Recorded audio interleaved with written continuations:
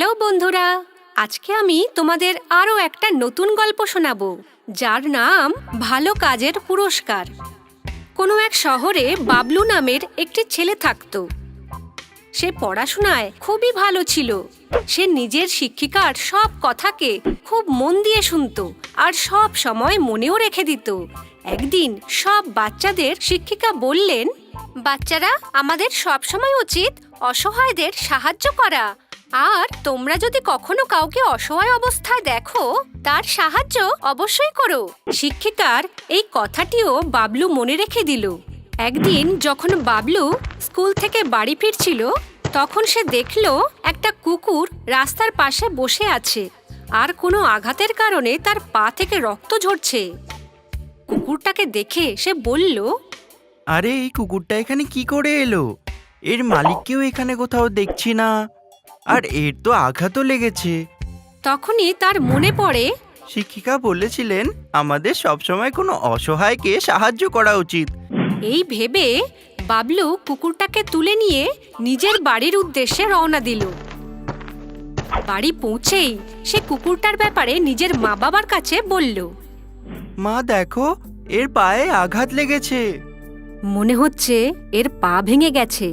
চলো আমরা একে নিয়ে ডাক্তারের কাছে যাই। তারপর তারা কুকুরটাকে নিয়ে ডাক্তারের কাছে গেল।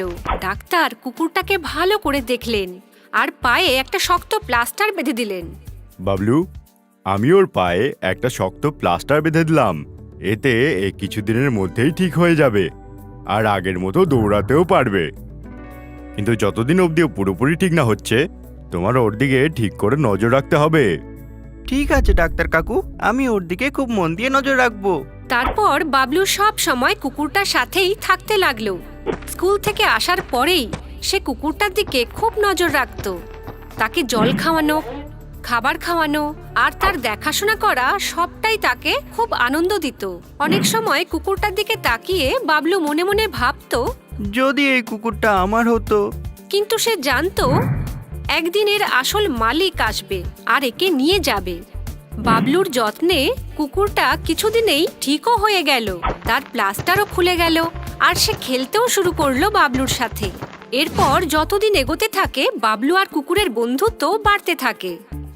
একদিন বাবলু আর কুকুরটা বিকেলে পার্ক থেকে খেলে যখন ফিরল, তখন তারা দেখলো কুকুরের মালিক তাকে ফিরিয়ে নিতে এসেছে।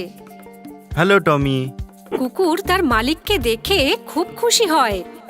সে খুশিতে চিৎকার করে তার মালিকের কাছে চলে যায়। অন্যদিকে বাবলুর তখন মুখ শুকনো। এতদিন সে তো ভুলেও গিয়েছিল যে এই কুকুর তার নিজের নয়। হঠাৎ কুকুরের মালিককে দেখে সে ভয় পেয়ে গেল আর ভাবতে থাকলো, উনি কি এবার কুকুরটাকে নিয়ে যাবেন? তখনই কুকুরের মালিক তাকে বলল, ধন্যবাদ বাবলু। তোমার মা আমাকে বললেন যে তুমি টমির খুব যত্ন করেছো। তোমার যত্নেই টমি এত তাড়াতাড়ি ঠিক হতে পারলো। তোমার কি কুকুর ভালো লাগে? হ্যাঁ, খুব ভালো লাগে। মানে টমিও? হ্যাঁ। তুমি কি টমিকে সারা জীবন নিজের কাছে রাখতে চাও? কাকুর এই প্রশ্নে বাবলু চমকে গেল। সে নিজের কানকেই বিশ্বাস করতে পারছিল না আর সে অবাক মুখেই প্রশ্ন করলো, কি? তুমি কি টমিকে নিজের কাছে রাখতে চাইছো? কিন্তু ও তো আপনার কুকুর। আমি অনেক সময় কাজকর্মের সূত্রে শহরের বাইরে থাকি আর ওর দিকে নজরও রাখতে পারি না।